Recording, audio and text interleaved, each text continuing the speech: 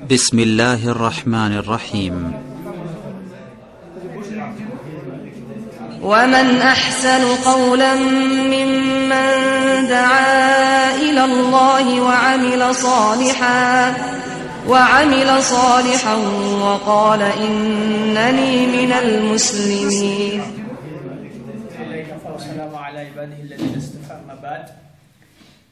আজকে আমরা সংক্ষিপ্ত করে আলোচনা করব আল করার আশ-শুজা, সাহসিকতার সাথে সত্য গ্রহণ করা, সত্য গ্রহণের ক্ষেত্রে সাহসিকতার পরিচয় প্রদান করা, এই সম্পর্কে আমরা আলোচনা করব। আল্লাহ রাব্বুল আলামিন যখন রাসূল সাল্লাল্লাহু আলাইহি সাল্লামের উপরে ওহী প্রেরণ করলেন, তখন আল্লাহর এই ঐশী বাণী কবুলের ক্ষেত্রে মানুষেরা তিন ভাগে বিভক্ত হল। এক হচ্ছে প্রকাশ্যভাবে এই ওহীর বিরোধিতা করল, রাসূল সাল্লাল্লাহু আলাইহি সাল্লামের একেবারে কঠোর বিরোধিতা করল এবং বিরোধিতায় তারা হচ্ছে প্রকাশ্যভাবে নেমে পড়ল, এক দল। দ্বিতীয় দল হচ্ছে এই দলের যেমন হচ্ছে আবু জেহেল, আবু লাহাব, উতবা, সাইবা প্রমুখ কাফেরদের লিডারগণ। দ্বিতীয় দল হচ্ছে রাসূল আকরাম সাল্লাল্লাহু আলাইহি সাল্লামের এই দাওয়াতকে তারা সহজেই কবুল করলেন। আবু বকর, ওমর, উসমান, আম্মার, ইয়াসির, বেলাল এরা রাসূল সাল্লাল্লাহু আলাইহি সাল্লামের এই সহি দাওয়াতকে তারা কবুল করলেন। তৃতীয় হচ্ছে তারা সন্দিহান, কবুল করার ক্ষেত্রে তারা দুধ বা সন্দেহের মধ্যে নিমজ্জিত হলো যে এটা কবুল করা যায় কি যায় না, কি করা যায়, দ্বিধাদ্বন্দ্বের মধ্যে পড়লো। যদি কবুল করি তাহলে এতদিন থেকে মেনে আসছি বাপদাদার ধর্ম, আজকে অনেক আত্মীয় স্বজন আমার বিরোধিতা করবে, সুতরাং অনেক চিন্তা ভাবনা করে ডিসিশন নিতে হবে, এই সন্দেহের মধ্যে নিমজ্জিত থাকবে। এই ক্ষেত্রে আমরা তৃতীয় দল, যারা কবুলের ক্ষেত্রে সন্দেহ পোষণ করলো, এই ক্ষেত্রে আমরা আবু তালেব, রাসূল সাল্লাল্লাহু আলাইহি সাল্লামের চাচা, আলী রাদিয়াল্লাহু তাআলা আনহুর পিতা, এই আবু তালেবের কথা আমরা বলতে পারি। আবু তালেব রাসূল আকরাম সাল্লাল্লাহু আলাইহি সাল্লামকে সার্বিকভাবে তিনি সহযোগিতা করেছেন। রাসূল সাল্লাল্লাহু আলাইহি সাল্লাম যখন মায়ের পেটে আনুমানিক 6 মাস বয়স, তখন রাসূল সাল্লাল্লাহু আলাইহি সাল্লামের পিতা আব্দুল্লাহ মৃত্যুবরণ করেন। তিনি পিতাকে দেখার সৌভাগ্য তার হয়নি। এরপর 6 বছর যখন বয়সে তিনি পদার্পণ করলেন, তখন এই পৃথিবীর বুকে সবচেয়ে সম্মানিত ছেলেদের কাছে সবচেয়ে যিনি হচ্ছে সম্মানের পাত্র, তিনি হচ্ছে মা। সেই মাও চিরবিদায় গ্রহণ করলেন। এবার দাদা আব্দুল মুত্তালিব রাসূল সাল্লাল্লাহু আলাইহি সাল্লামের সার্বিক দায়িত্বভার গ্রহণ করলেন। শুধু তাই না, আবু তালেবের 10 ছেলে, আব্দুল মুত্তালিবের 10 ছেলে, 6 মেয়ে ছিল। এই কাবা ঘরের পাশে একটা সুজ্জাদ অর্থাৎ একটা কার্পেট বিছানো থাকতো। এই কার্পেটে এই আব্দুল মুত্তালিবের 10 সন্তানের কেউ আগে এখানে এসে বসতো না, আসন গ্রহণ করতো না। আগে আব্দুল মুত্তালিব আগমন করে ওইখানে তিনি বসবেন, তারপর ছেলেরা আসতো বাপের প্রতি শ্রদ্ধাশীল হয়ে। কিন্তু রাসূল সাল্লাল্লাহু আলাইহি সাল্লাম তিনি মাঝে মধ্যে এসে ওখানে বসার চেষ্টা করতেন, তখন তার চাচারা নিষেধ করত যে এখানে তুমি কেন বসো, আগে তোমার দাদা আসবে। এবার একদিন আব্দুল মুত্তালিব যখন রাসূল সাল্লাল্লাহু আলাইহি সাল্লাম এখানে বসতে চাচ্ছেন, শিশু বাচ্চা, চাচারা যখন নিষেধ করছে, স্বয়ং তার দাদা আব্দুল মুত্তালিব ছেলেদেরকে বলে দিচ্ছে যে আমার এই নাতি মুহাম্মদ, আমি এইখানে আসি আর না আসি, এ যদি কার্পেটে আগেই যদি আসন গ্রহণ করতে চাই, খবরদার তোমরা তারে নিষেধ করবা না। এইবার এইভাবে তিনি তাকে স্নেহ করতেন।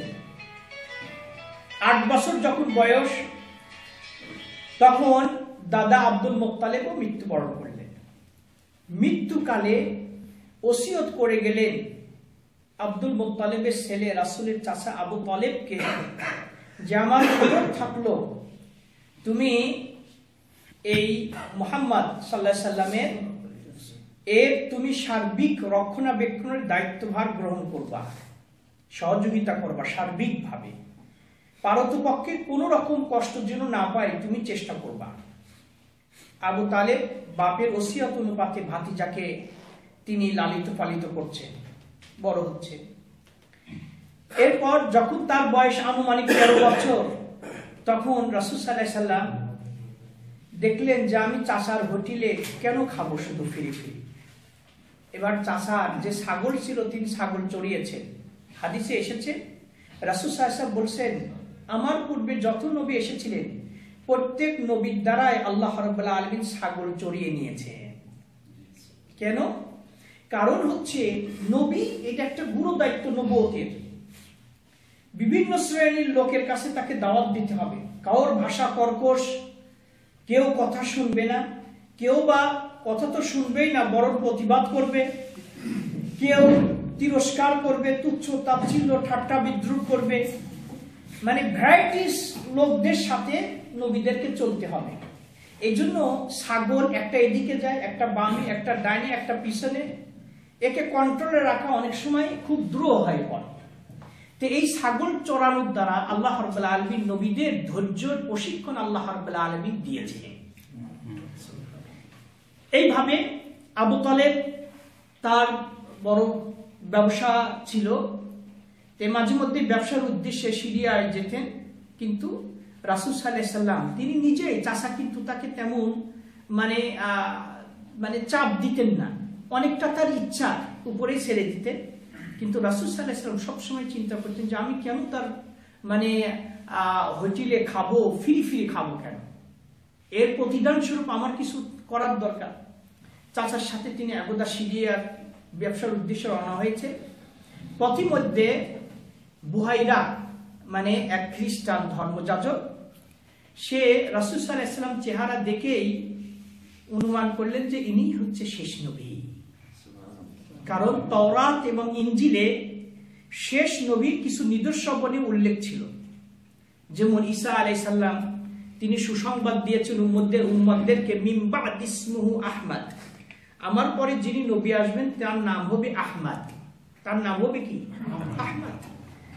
তাওরাত ইনজিলে পূর্ববর্তী সকল আসমানি গ্রন্থে রাসূল সাল্লাল্লাহু আলাইহি সাল্লামের গঠন প্রণালী, কিছু গুণাবলী, তার শারীরিক যে কি প্রকৃতির তিনি হবেন এর কিছুটা বর্ণনা ছিল। তো রাসূল সাল্লাল্লাহু আলাইহি সাল্লাম দেখেই তিনি বুঝে দিলেন যে শেষ নবী।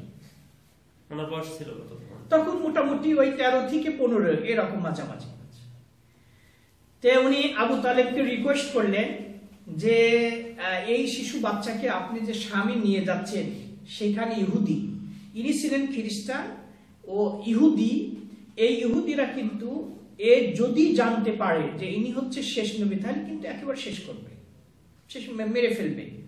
কারণ ইহুদিদের শত্রুতা, মুসলমানদের সাথে শত্রুভাব পোষণ করার কারণ হচ্ছে আল্লাহ ইহুদি এবং খ্রিস্টানদের ঘটনা বর্ণনা করছেন যে ইহুদিরা এরা হচ্ছে মুসলমানদের জন্য কঠোর, আর খ্রিস্টানদের ব্যাপারে বলা হয়েছে যে ওদের থেকে তুলনামূলক মুসলমানদের প্রতি তারা একটু নমনীয়। খ্রিস্টানেরা, এটা আল্লাহ রাব্বুল আলামিন কোরআনে বর্ণনা করেছে। ইহুদিরা এত মুসলমানদের প্রতি কেন কঠোর ভাব পোষণ করে? কারণ হচ্ছে এই যত নবী এসেছে সব হচ্ছে ওই ইহুদির বংশ থেকে। কেন? কেমন?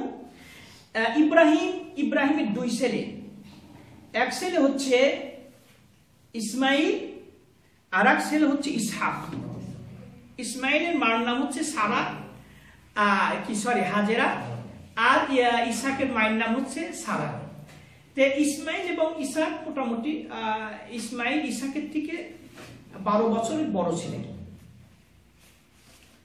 এরা ইব্রাহিমের ছেলে ইসহাক, ইসহাকের ছেলে ইয়াকুব। এই ইয়াকুবকেই বলা হয় ইসরাইল। ইয়াকুবকে কি বলা হয়? ইসরাইল। ইয়াকুবের নামই হচ্ছে ইসরাইল। ইসরাইল এটা আরবি শব্দ না, এটা হিব্রু শব্দ। এর অর্থ হচ্ছে আব্দুল্লাহ। এর অর্থ কি? আব্দুল্লাহ, ইয়াকুবের নাম। এই ইয়াকুবের বংশধরকে বলা হয় বানি ইসরাইল। ইয়াকুবের বংশধরকে কি বলা হয়? বানি মানে সন্তান, বংশধর, অনুসারী। এই যত নবী এসেছে এই বানি ইসরাইল থেকে। কোত্থেকে? বানি ইসরাইল থেকে। আর আমাদের নবী মুহাম্মদ সাল্লাল্লাহু আলাইহি সাল্লাম এসেছেন ইসমাইলের বংশ থেকে, ইসহাকের বংশ থেকে না। একমাত্র তিনি ইব্রাহিম, ইসমাইল, এবার আমাদের নবী। আর যত নবী এসেছে সব বানি ইসরাইল থেকে, মানে ইহুদিদের থেকে। এই কারণে এরা শত্রুতা পোষণ করে। একাধিকবার রাসূল সাল্লাল্লাহু আলাইহি ওয়াসাল্লামকে হত্যা করার চেষ্টা করেছে, কিন্তু আল্লাহ রাব্বুল আলামিন তাকে রক্ষা করেছে। অথচ এই শয়তান ইহুদিরা জানতো যে তিনি সত্য নবী। ইয়ারিফুনা কামা ইয়ারিফুনা আবনাহুম। রাসূল সাল্লাল্লাহু আলাইহি ওয়াসাল্লামকে তারা ওইভাবে চিনতো যেভাবে তাদের সন্তানদেরকে তারা চেনে। আল্লাহ বলতেছেন, নিজের সন্তানকে আপনি ভুলতে পারবেন? ভুলার কথা। তো নিজের সন্তানদেরকে যেভাবে তারা চিনতো, ঠিক রাসূল সাল্লাল্লাহু আলাইহি ওয়াসাল্লাম যে তিনি সত্য নবী, এইভাবেই তারা হচ্ছে চিনতো তারা। তো যাই হোক, আবু তালেব এই মানে পাদ্রের কথা শুনে তাকে রিটার্ন দিলেন। এইভাবে আবু তালেবে কে তিনি ব্যবসার কাজে সহযোগিতা করেছেন। যখন 25 বছরে পদার্পণ করলেন, তখন খাদিজা রাদিয়াল্লাহু তাআলা আনহা অনেক, তিনি হচ্ছে তৎকালীন যুগে খুব একটা মানে সম্ভ্রান্ত ফ্যামিলির মেয়ে ছিলেন। তার একবার বিয়ে হয়েছিল। পূর্বের স্বামী থেকে ওয়ারিশ সূত্রে অনেক সম্পদের তিনি মালিক হয়েছিলেন। তার অনেক ব্যবসা প্রতিষ্ঠান ছিল, তিনি ব্যবসা পরিচালনা করতেন লোক দ্বারা। অবশেষে মুহাম্মদ সাল্লাল্লাহু আলাইহি সাল্লামের সন্ধান পেলেন। তো এর দ্বারা লোকজন তাকে বলল যে একটা ভালো ছেলে আছে, আপনি যদি ব্যবসায় চাকরি নিতে চান তাহলে পরে নিতে পারেন। তে খাদিজা বলল যে ঠিক আছে, ছেলেকে নিয়ে আসা হোক। এবার একজন গোয়েন্দা হিসাবে তার পিছে পিছে রাখা হয় যে কেমন করে সে খিয়ানত করে না, ব্যবসা পরিচালনা করছে। খাদিজার কাছে রিপোর্ট আসলো যে এইরকম আমানতদারের লোক আর আমি জীবনে দেখিনি। এবার খাদিজা রাদিয়াল্লাহু তাআলা আনহা তার আরেক বান্ধবী ছিল, বান্ধবীর নাম ভুলে গেলাম, ওই বান্ধবীর মাধ্যমে আবু তালেবের কাছে বিয়ের প্রস্তাব দিচ্ছে। এই ক্ষেত্রে রাসূল সাল্লাল্লাহু আলাইহি ওয়াসাল্লাম বয়স হচ্ছে মাত্র 25 বছর, আর তার বয়স হচ্ছে 40 বছর। যাই হোক, আবু তালেবের সাথে পরামর্শক্রমে খাদিজার সাথে রাসূল সাল্লাল্লাহু আলাইহি ওয়াসাল্লামের বিয়ে হলো। বিয়েতে রাসূল সাল্লাল্লাহু আলাইহি ওয়াসাল্লাম তিনি হচ্ছে 20টা উট মহরনা হিসাবে খাদিজাকে দান করেছিলেন। আর 20টা উট তখন তো অনেক দাম। তো যাই হোক, বিয়ে হলো। এবার তিনি এই যে এখনো কিন্তু নবী হননি, কিন্তু তার মধ্যে ভালো গুণগুলো আছে। চাচার সাথেই চলছে, চাচার সাথেই সহযোগে চলছে। এইবার আস্তে আস্তে আস্তে আস্তে তিনি এই হীরা পর্বতে সেখানে ধ্যানে থাকেন। আর খাদিজা রাদিয়াল্লাহু তাআলা আনহা ওই হেরা পর্বতে তিনি হচ্ছে খাবার পরিবেশন করতেন। সুবহানাল্লাহ, আমরা হেরা গয়ে উঠেছি তো কেউ কেউ, সুবহানাল্লাহ। তাহলে পরে একেবারে যারা উপরে ওঠে ওদেরকে মনে ছোট্ট পাখির মতন দেখা যায়। আর এখন তো ওই যে আফগানিরা একটু রোড ঘাট করছে, তখন তো তাও ছিল না। এত কষ্ট করে ওই স্বামীর মানে খাবার, স্বামীর কাছে খাদ্য নিয়ে যেতেন, আবার চলে আসতেন, আবার নিয়ে যেতেন। রাসূল সাল্লাল্লাহু দীর্ঘদিন যাবত ওখানে ধ্যানে থাকলে একটা গর্ত, সেখানে একবার খুব কঠিন। যাই হোক, অবশেষে তিনি 40 বছর বয়সে নবী হলেন। ইকরা বিসমি রাব্বিকাল্লাযী খালাক, বিস্তারিত ঘটনা। তিনি আসলে পড়তে জানতেন না। যখন জিবরিল আমিন রাসূল সাল্লাল্লাহু আলাইহি ওয়াসাল্লাম বললেন ইকরা ইয়া মুহাম্মদ, আপনি পড়তে থাকুন হে মুহাম্মদ, রাসূল সাল্লাল্লাহু আলাইহি ওয়াসাল্লাম বললেন মা আনা বিকারিন, আমি পড়তে জানি না। এইভাবে কয়েকবার তাকে বলার পর রাসূল সাল্লাল্লাহু আলাইহি ওয়াসাল্লাম বললেন যে আমি পড়তে পারি না, আমার কোনো শিক্ষক নেই। জিবরিল আমিন এবার তাকে আলিঙ্গন করলেন, একটু চাপ দিলেন, চাপ দিয়ে বললেন যে আমি পড়ছি, আমার পিছে পিছে আপনি পড়তে থাকুন। এবার সূরা আলাকের প্রথম 5টি আয়াত সর্বপ্রথমে রাসূল সাল্লাল্লাহু আলাইহি ওয়াসাল্লামের উপর অবতীর্ণ হলো। তিনি 5টি আয়াত তেলাওয়াত পড়লেন এবং ওই পাহাড় থেকে তিনি নেমে আসলেন। প্রচন্ড গরম ছিল, কিন্তু শরীরে এই জিবরিলকে সর্বপ্রথমে জিবরিলের সাথে সাক্ষাৎ, আর এত জোরে চেপে ধরেছে যে রাসূল সাল্লাল্লাহু আলাইহি ওয়াসাল্লাম কষ্ট পাচ্ছিলেন। তাই তার শরীরে কম্পন সৃষ্টি হয়েছে, এক ভয় সৃষ্টি হয়েছে। তিনি এই ভীত সন্ত্রস্ত অবস্থায় খাদিজার কাছে আসলেন, বললেন জাম্মিলুনি জাম্মিলুনি, কম্বল দ্বারা আমাকে আবৃত করো। এবার খাদিজা রাদিয়াল্লাহু তাআলা আনহা স্বামীর এই অবস্থা দেখে তিনিও হাউমাউ করছেন না, তাকে সান্ত্বনা দিচ্ছেন। এইখান থেকে আমাদের একটা শিক্ষণীয় বিষয় যে অনেক সময় দেখা যায় যে আমাদের স্ত্রীরা, আমরা যখন কোনো সমস্যায় পড়ি, ওই সমস্যাতে ও আমাকে সান্ত্বনা দিয়ে ও আরো হচ্ছে হাউমাউ চিল্লাচিল্লি করে, আমার টেনশন আরো বাড়িয়ে দেয়। আর এইটার কারণ হচ্ছে কি, আমরা আমাদের ওই যখনই বিবাহ করার ইচ্ছা পোষণ করি, আমরা সব সময় দেখি যে মেয়েটার বয়স অল্প নাকি। আমার বয়স 40 বছর, আমি খুঁজি হচ্ছে 12-13 বছরের মেয়ে। তো এইটা অনেক সময় সাংসারিক জীবনে সমস্যা দেখা দেয়। খাদিজা রাদিয়াল্লাহু তাআলা আনহা রাসূল সাল্লাল্লাহু আলাইহি ওয়াসাল্লাম থেকে বয়সে বড় ছিলেন এবং তিনি হচ্ছে ফাকিহা ছিলেন, জ্ঞানী ছিলেন। এবার স্বামীর এই অবস্থা দেখে তিনি স্বামীর পাশে দাঁড়িয়ে স্বামীকে সান্ত্বনা দিচ্ছেন। বলছেন কি, যতদিন আপনার সংস্পর্শে আমি আসি, যতটুকু আমি আপনাকে জানি, কশ্চিন কালো আল্লাহ আপনাকে ক্ষতি করতে পারেন না। এক পাশ কেন, আমি আপনাকে দেখেছি যে আপনি মেহমানের সম্মান করেন, আপনি অসহায় ব্যক্তিদের পাশে দাঁড়ান। আর কি করেন, কোনো কেউ যদি মাথায় বোঝা যদি নামিয়ে রেস্ট নেয়, অনেকেই সহযোগিতা করে না, কিন্তু আপনি ওই ব্যক্তির মাথায় বোঝা আপনি উঠিয়ে দেন। এইভাবে অনেক ভালো গুণগুলি বর্ণনা করেন যে এই গুণ সম্পন্ন ব্যক্তি আপনি, কশ্চিন কালো আল্লাহ আপনার ক্ষতি সাধন করতে পারেন না। তবে আমার সান্ত্বনায় যদি আপনি যদি তৃপ্তি না হন, তাহলে আমার চাচাতো ভাই ওয়ারাকা বিন নাওফেল, সে মোটামুটি তাওরাত ইনজিল সম্পর্কে পণ্ডিত, যথেষ্ট তার জ্ঞান আছে, আমি আপনি তার কাছে নিয়ে যাব। ওয়ারাকা বিন নাওফেলের কাছে খাদিজা নিয়ে গেলেন। ওয়ারাকা বিন নাওফেল এই ঘটনা শোনার পরে বললেন যে ভয়ের কোনো কারণ নেই, ইনি হচ্ছে মুসার কাছে এবং ঈসার কাছে এসেছিলেন। তবে ইনি যখন যে বাণী তার কাছে নিয়ে আসবেন, এই অনুপাতে যখন এই মেসেজটা অন্যর কাছে যখন তিনি পৌঁছা দেওয়ার কাজে মশগুল থাকবেন, তখন লোকেরা কিন্তু তার বিরোধিতা করবে। শুধু বিরোধিতা না, তাকে দেশান্তরও তারা করতে পারে।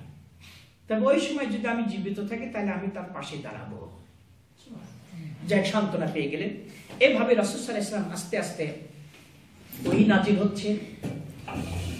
তিনি মক্কায় 13 বছর ছিলেন। এই 13 বছরে তার এই দাওয়াতি মিশনটা 3 স্তরের ছিল। প্রথমে 3 বছর তিনি একেবারে গোপনে দাওয়াত দিয়েছেন, একেবারে গোপনে। সর্বপ্রথমে পুরুষদের মধ্যে মুসলমান হলেন আবু বকর, মহিলাদের মধ্যে খাদিজা। তবে পুরুষ মহিলা সবার আগে রাসূলের প্রতি ফার্স্ট ঈমান এনেছে কে? খাদিজা রাদিয়াল্লাহু তাআলা আনহা। তে মহিলাদের মধ্যে খাদিজা, পুরুষদের মধ্যে আবু বকর, তারপরে বালকদের মধ্যে আলী, আর হচ্ছে দাসীদের মধ্যে যায়েদ বিন হারিসা। এই প্রথম দিকে যারা মুসলমান হচ্ছে, রাসূল সাল্লাল্লাহু আলাইহি ওয়াসাল্লাম তাদেরকে বলে দিচ্ছেন, খবরদার তোমরা এটা প্রকাশ করবা না, একেবারে গোপনে দাওয়াতি প্রোগ্রাম তিনি চালাচ্ছেন। এই পিরিয়ডটা ছিল আনুমানিক নবুয়তের প্রথম বছর থেকে শুরু করে 3য় বছর। তারপরে এই 4র্থ বছর থেকে শুরু করে আনুমানিক এই প্রায় 10 বছর যাবত বা তারও আগে 6 বা 7 বছর, এটা আমার এখন মনে নাই। এবার তিনি শুধু মক্কার মধ্যে মানুষকে দাওয়াত দিলেন, একেবারে মক্কার মধ্যে, বাহিরে না। তারপরে তিনি কি করলেন, এবার বিভিন্ন দেশ থেকে মক্কায় হজ করতে আসলো, তাদের মাঝেও তিনি দাওয়াতি কাজ করতেন। এই ফাঁকে এই ওহী নাজিল হচ্ছে, আর তিনি মানুষকে দাওয়াত দিচ্ছেন, আর শত্রুরা তার উপরে অত্যাচারের রোলার স্টিমারের মাত্রা আরো বাড়িয়ে দিচ্ছে, বিভিন্নভাবে ভয় দেখিয়েছে। কিন্তু তিনি তার আল্লাহর পক্ষ থেকে আদেশ পেয়ে এই ওহী বাণী এই প্রচার তিনি চালিয়ে যাচ্ছেন। এবার বিভিন্নভাবে প্রথম দিকে 17 জুন বা 16 জুনকে রাসূল সাল্লাল্লাহু আলাইহি ওয়াসাল্লাম আবিসিনিয়ায় পাঠিয়ে দিলেন, হাবশাতে, যে ওইখানে তোমরা যাও, ওখানকার বাদশা আছে। তারপরে পরবর্তীতে আবার তিনি পরায় 80 বা 84 জুনকে পাঠিয়ে দিলেন দ্বিতীয়বার। এইবার কুরাইশরা মনে করলো, আরে এরা তো আস্তে আস্তে দেখতেছি চলে যাচ্ছে, ওইখানেও আবার এরা শক্তি বাড়াবে। এবার কুরাইশরা লোক পাঠালো বাদশা নাজ্জাশীর কাছে, হাবশির, যে এই লোকগুলো আমাদের দেশের, এদেরকে আপনি ফেরত দেন। এবং কাফেরদের মানে কয়েকজন ওখানে পাঠিয়ে দিল। ওর মধ্যে আমর ইবনে আস খুব সম্ভব ছিল, তখন মুসলমান। যে বাদশা নাজ্জাশীকে বলে যে এ হচ্ছে, আপনিও আমার ধর্মের লোক, আমাদের ধর্মের লোক, এরা ঈসাকে গালি দেয়, এরা আমাদের প্রতিমাদের গালি দেয়, বিভিন্ন কথা এই নাজ্জাশীকে বলে খেপিয়ে তুলতেছে, যাতে করে সে রিটার্ন দেয়। নাজ্জাশী ওদের কথা শুনে তিনি হাউমাউ চিল্লাচিল্লি করলেন না। এইখানে একটাই, কেউ যদি আমার সম্পর্কে, আমাকে যদি বলে যে অমুক লোক আপনার সম্পর্কে গীবত করছে, আপনার সম্পর্কে নিন্দা, মানে অনেক উল্টাপাল্টা কথা আপনি সম্পর্কে বলছে, এবার আমি তদন্ত না করেই অ্যাকশনে চলে গেলাম। এই বেচারা তো শত্রুতা করে আমাদের দুইজনের মধ্যে ফাটল সৃষ্টি করার জন্য তো ভূমিকা রাখতে পারে। তো এই জন্য একজন আমার কাছে যদি কোনো আর এক ব্যক্তি সম্পর্কে বলে যে আপনার সম্পর্কে সে খারাপ কিছু বলছে, তাহলে সাথে সাথে আমি হাউমাউ করব না, তদন্ত করব, একটু ধৈর্য ধারণ করব। নাজ্জাশী বললেন যে ঠিক আছে, তাহলে আমি ওদেরকে ডাকি। এবার মুসলমানদের মধ্যে জাফর বিন আবু তালেব, আলীর ভাই, সে হচ্ছে, তিনি প্রতিনিধিত্ব করলেন, তার তত্ত্বাবধানে একটা দল নাজ্জাশীর কাছে আসলো। এবার নাজ্জাশী প্রশ্ন করতেছে যে তারা যে এই কথাগুলো বলতেছে, তোমরা ঈসাকে গালি দাও নাকি? তো বলছে না, ঈসাকে গালি দাও, এই একজন নবী, আমাদের নবীর মাধ্যমে পেয়েছি যে তিনি সত্য নবী, আর আমাদের যার কথার প্রতি আমরা ঈমান এনেছি মুহাম্মদ একজন সত্য, অনেকগুলো ভালো গুণ বলল। তখন বাদশাহ নাজ্জাশী বলল, জানে এদের সম্পর্কে তো উল্টা পাল্টা বোঝানো হয়েছে। তখন বললেন, আর এই দিকে কিন্তু কুরাইশরা যে প্রতিনিধি পাঠিয়েছে হাদিয়া দেশে, খুব মানে মোটা মানের হাদিয়া, অনেক মূল্যমানে বাদশাহ নাজ্জাশীকে, একজন ব্যক্তিকে হাদিয়া দিলে স্বভাবতই সে কিন্তু আপনার কাছে দুর্বল হয়ে যায়, আপনার কাছে কি দুর্বল হয়ে যায়, আপনার কথা একটা রাখে, এই জন্য হাদিয়া দিচ্ছে।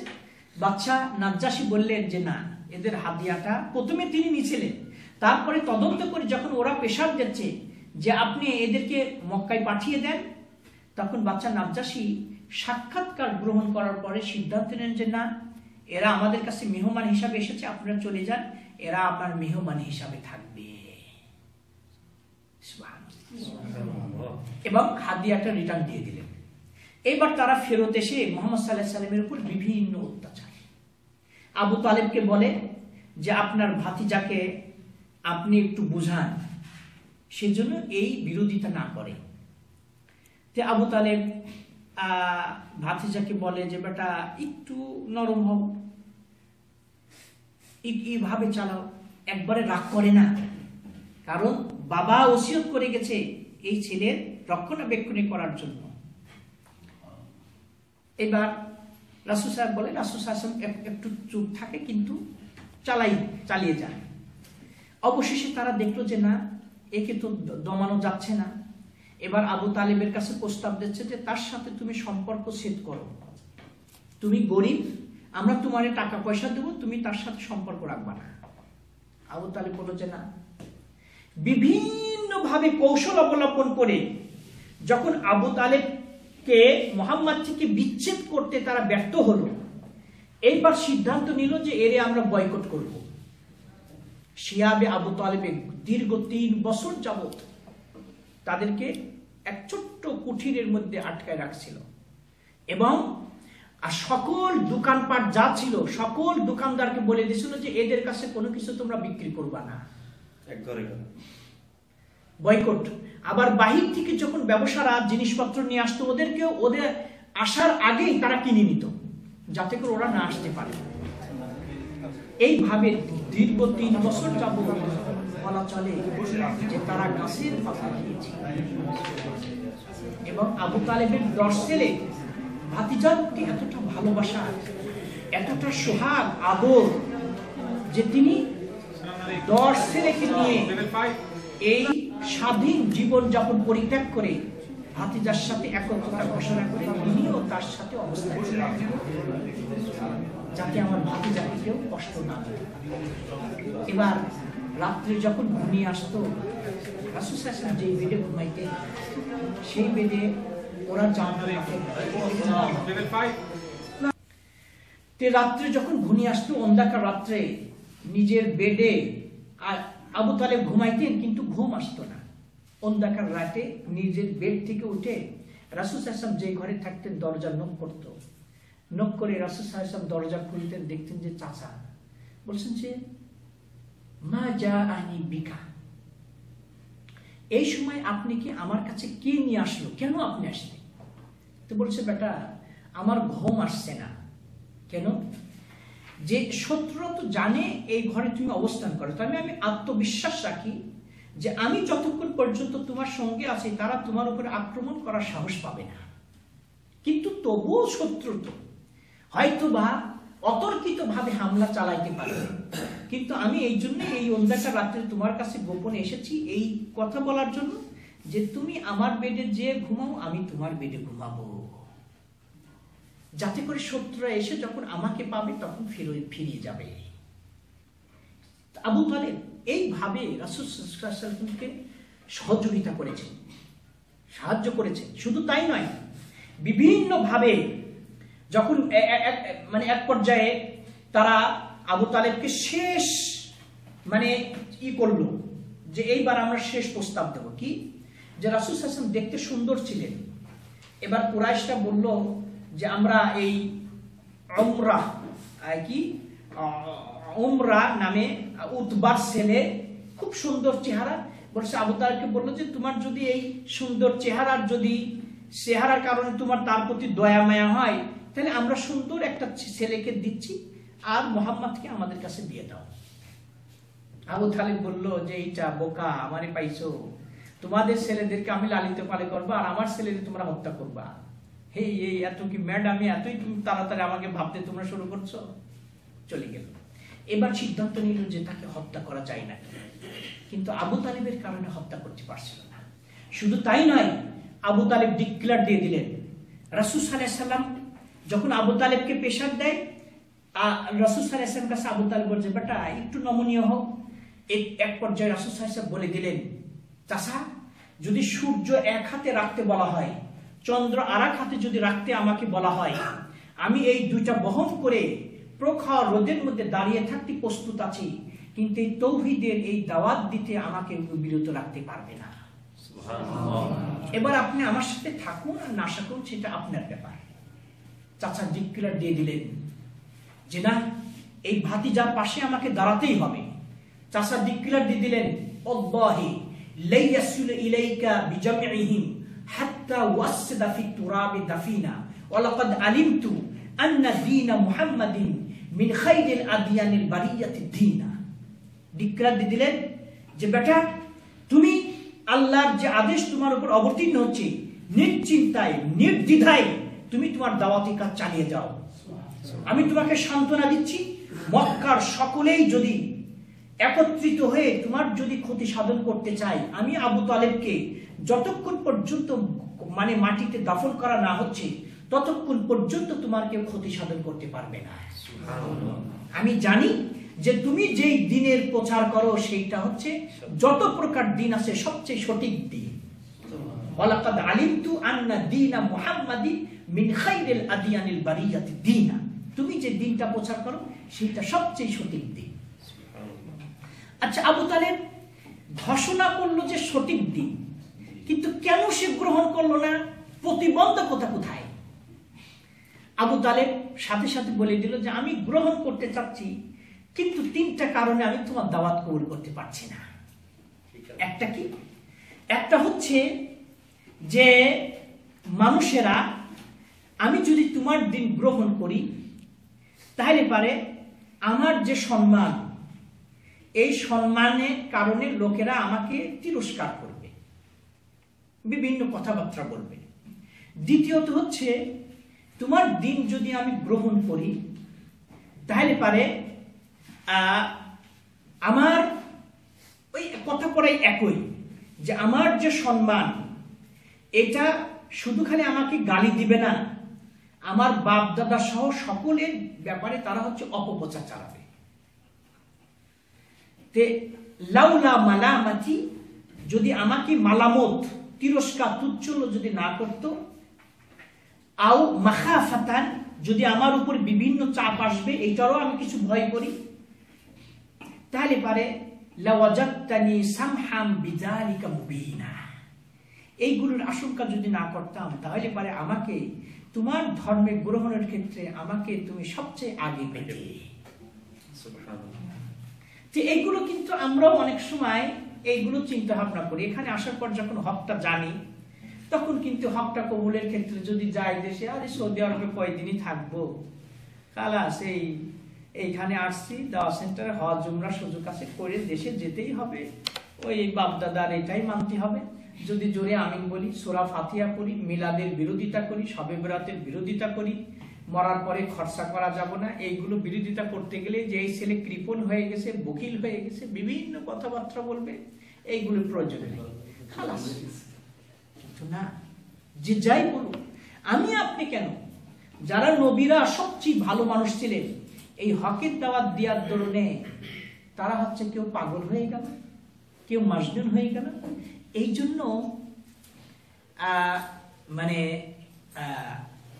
ইমাম শাফি রাহিমাহুল্লাহ একটা চমৎকার কথা বলেছেন। ইমাম শাফি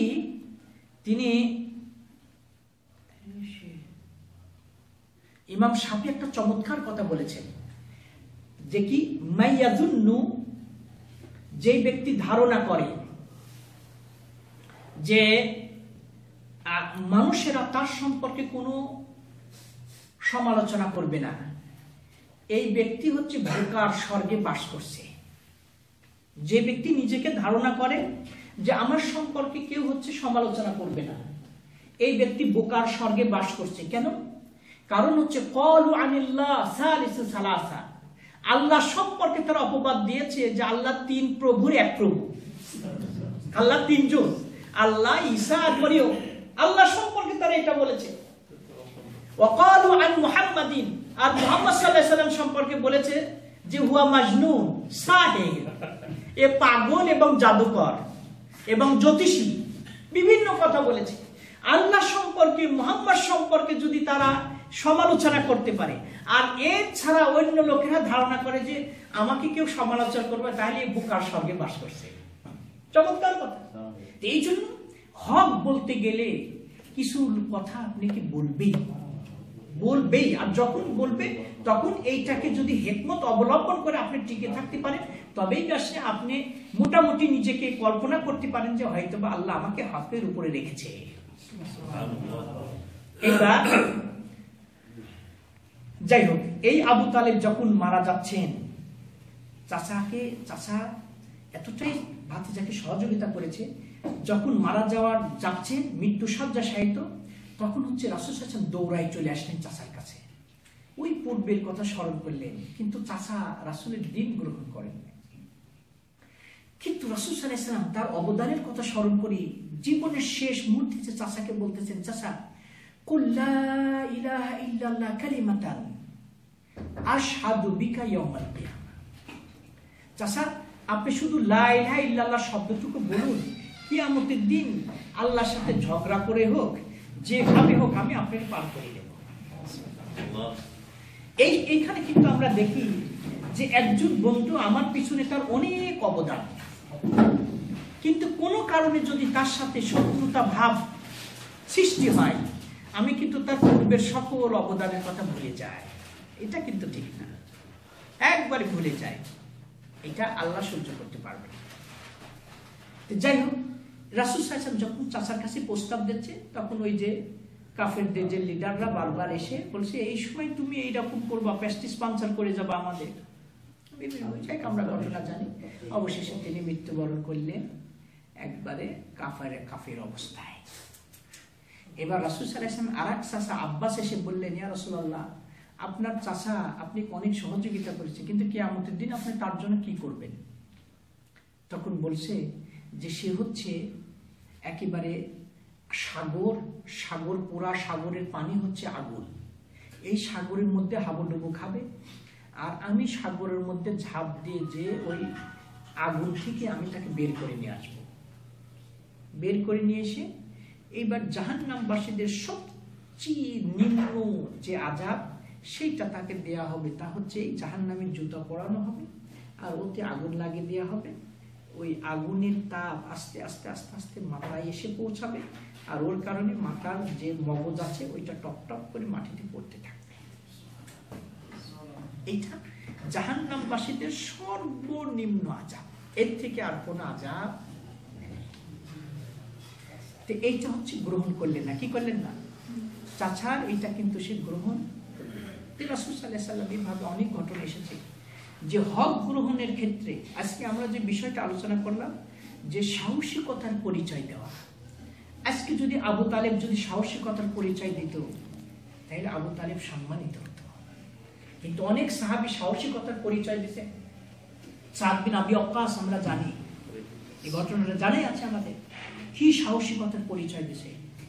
যে মায়ের কাছে ইসলাম ধর্ম গ্রহণ করার পরে প্রতিবেশীরা আত্মীয় স্বজনরা মায়ের কাছে ছেলের বিরুদ্ধে অভিযোগ যে তোমার ছেলে ইসলাম ধর্ম কি একটা নতুন দিন গ্রহণ করার জন্য এই মানুষ আমাদের বাপদাদা থেকে চলে আসার সে এদের বিরোধিতা করে, তুমি একটা খারাপ সন্তান জন্ম দিয়েছ।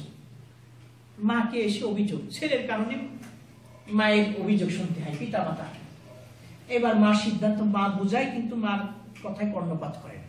এবার সিদ্ধান্ত নিল যে মা বলল যে আমি প্রখর রোদের মধ্যে দাঁড়িয়ে থাকবো আর এই কোনো খানা পিনা থেকে বিরত থাকবো, এই অবস্থা আমি মারা যাব, লোকেরা বলবে যে সাদ তার মাকে হত্যা করেছে, দেখি আমার ছেলেকে আমি ওই ধর্ম থেকে ফিরে নিয়ে আসতে পারি নাকি।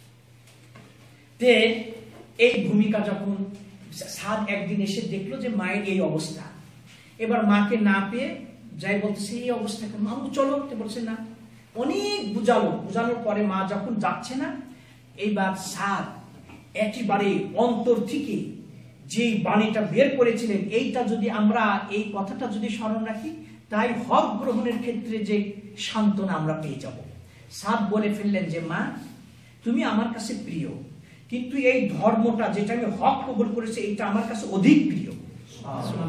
তুমি শুধু প্রিয় আর ধর্মটা আমার কাছে অধিক প্রিয়, সুতরাং এই ক্ষেত্রে তুমি এই অবস্থায় আমি তোমাকে বুঝালাম আল্লাহ তোমার অন্তরে একটা প্রাণ দেশে একটা রুহু, এই মুহূর্তে যদি আল্লাহ তোমার অন্তরের মধ্যে 100টা রুহু দেয় আর 100টা রুহু যদি আমার চোখের সম্মুখে এক একটা করে বের হয়ে যায়, তবু আমি যে হক দিন গ্রহণ করেছি সেইটা কশ্চিন কালো কোনো ক্রমে আমাকে কেউ এর থেকে